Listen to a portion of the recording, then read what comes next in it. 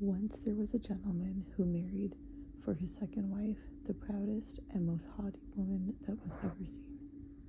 She had, by a former husband, 2 daughters of her own, who were indeed exactly like her in all things. He had likewise, by another wife, a young daughter, but of unparalleled goodness and sweetness of temper, which he took from her mother, who was the best creature in the world. No sooner were the ceremonies of the wedding over, but the stepmother began to show herself in her true colors.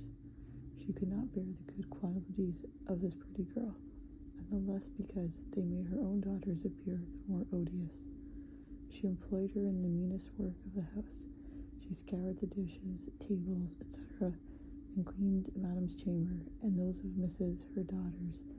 She slept in a sorry garret on a wretched straw bed, while her sisters slept in fine rooms with floors all inlaid on beds of the very newest fashion, and where they had looking glasses, so large they could see themselves in their full length from head to foot. The poor girl bore it all patiently, and dared not tell her father, who would have scolded her, for his wife governed him entirely. When she had done her work, she used to go to the chimney corner and sit down there in the cinders and ashes, which caused her to be called Cinderwench. Only the younger sister, who was not so rude and uncivil as the older one, called her Cinderella. However, Cinderella, notwithstanding her coarse apparel, was 100 times more beautiful than her sisters, although they were always dressed very richly. It happened that the king's son gave a ball and invited all persons of fashion to it. Our young misses were also invited, for they cut a very grand figure among those of quality. They were mightily delighted at this invitation, and wonderfully busy in selecting the gowns, petticoats, and hairdressing that would best become them.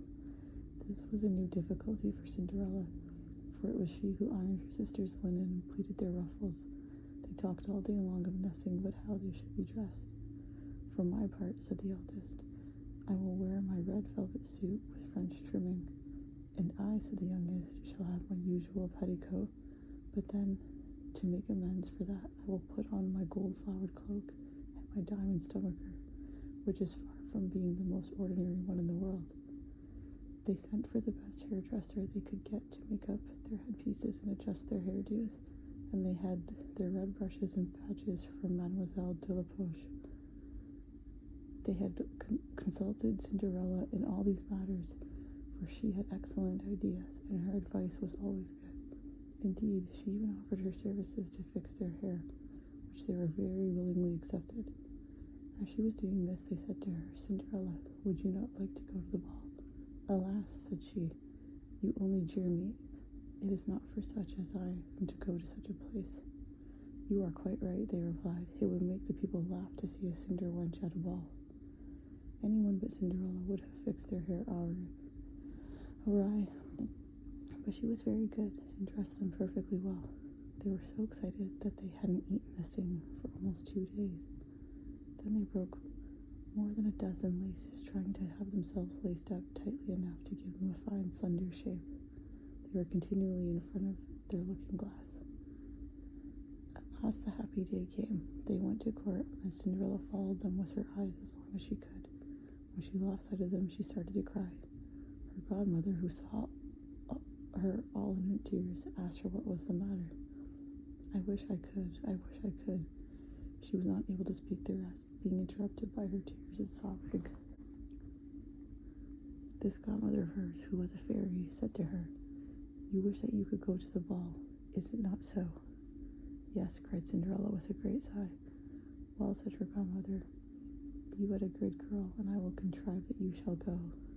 Then she took into her chamber and said to her, Run into the garden and bring me a pumpkin.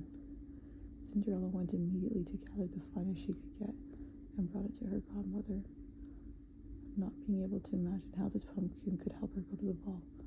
Her godmother scooped out all the inside of it, leaving nothing but the rind.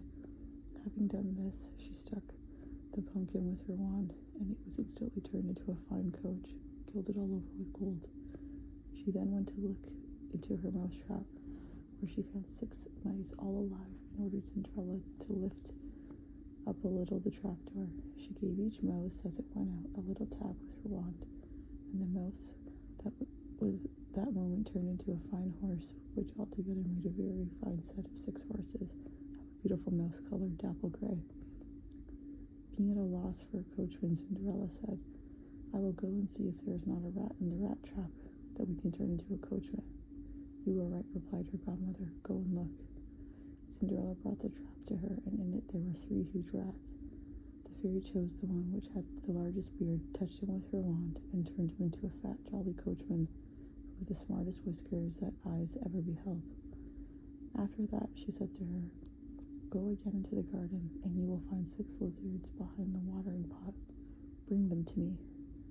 She had no sooner done so, but her godmother turned them into 6 footmen, who skipped up immediately behind the coach with their liveries, all bedaubed with gold and silver, and clung as close behind each other as if they had done nothing else their whole lives. The fairy then said to Cinderella, "Well, you see here an equipage fit to go to the ball with you. Are you not pleased with it?" "Oh yes," she cried, "but must I go in these nasty rags?" Her godmother then touched her with her wand, and at the same instant her clothes turned into cloth of gold and silver, all beset with jewels. This done, she gave her a pair of glass slippers, the prettiest in the whole world.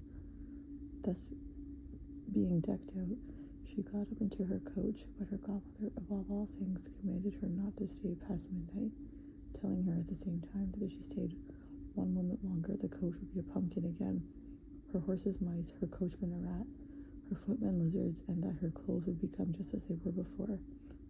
She promised her godmother to leave the ball before midnight, and then drove away, scarcely able to contain herself for joy. The king's son, who was told that a great princess who nobody knew had arrived, ran out to receive her. He gave her his hand as she alighted from the coach and led her into the hall among the company. There was immediately a profound silence. Everyone stopped dancing, and the violins ceased to play, so entranced was everyone with the singular beauties of the unknown newcomer. Nothing then was heard but a confused noise of "How beautiful she is! How beautiful she is!" The king himself, old as he was, could not help watching her, and telling the queen softly that it was a long time since he had seen so beautiful a lovely creature. All the ladies were busied in considering her clothes and headdress, hoping to have some made next day after the same pattern, provided they could find such fine materials and as able hands to make them. The king's son led her to the most honorable seat, and afterwards took her up to dance with him. She danced so very gracefully that they all more and more admired her. A fine meal was served up, but the young prince ate not a morsel, so intently was he busied in gazing on her. She sat down by her sisters, showing them 1,000 civilities, giving them part of the oranges and citrons which the prince had presented her with, which very much surprised them, for they did not know her.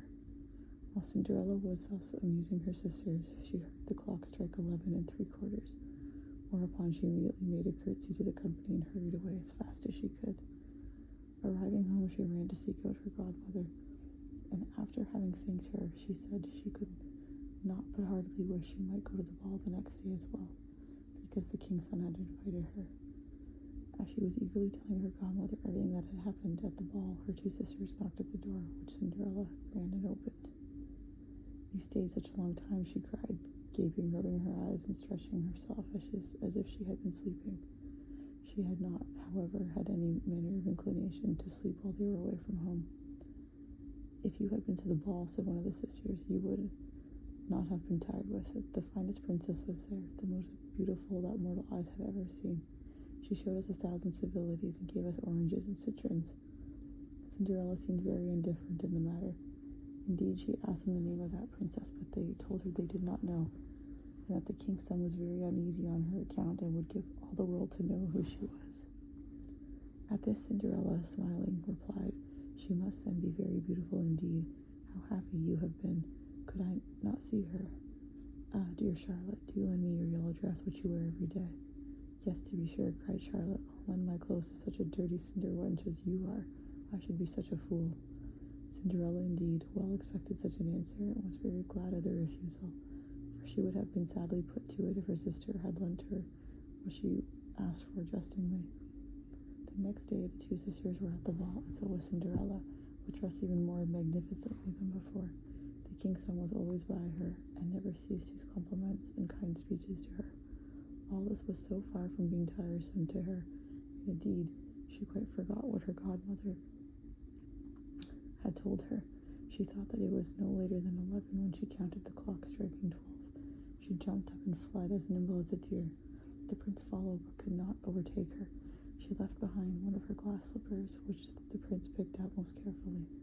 She reached home but quite out of breath and in her nasty old clothes, having nothing left of all her finery but one of the little slippers, the mate to the one that she had dropped. The guards at the palace gate were asked if they had not seen a princess go out. They replied that they had seen nobody leave but a young girl, very shabbily dressed, who had more the air of a poor country wench than a gentlewoman. When the two sisters returned from the ball, Cinderella asked them if they had been well entertained, and if the fine lady had been there. They told her yes, but that she hurried away immediately when it struck 12, and with so much haste that she dropped one of her little glass slippers, the prettiest in the world, which the king's son had picked up, that he had done nothing but look at her all the time at the ball, but that most certainly he was very much in love with the beautiful person who owned the glass slipper. What they said was very true, for a few days later the king's son had it proclaimed by sound of trumpet that he would marry her whose foot the slipper would just fit. They began to try it on the princesses, then the duchesses, and all the court, but in vain. It was brought to the two sisters, who did all they possibly could to force their foot into the slipper, but they did not succeed.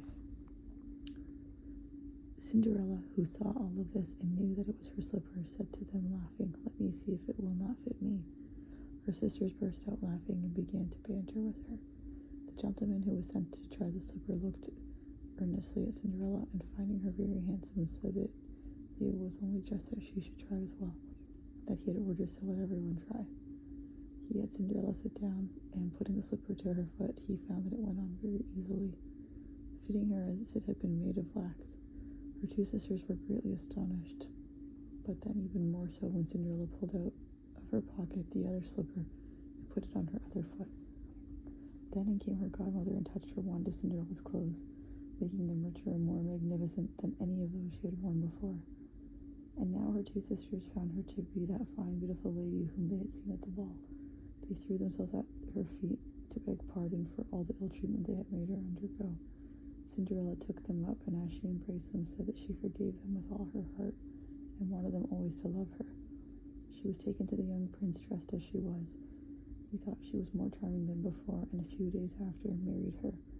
Cinderella, who was no less good than beautiful, gave her two sisters lodgings in the palace, and that very same day matched them with two great lords of the court.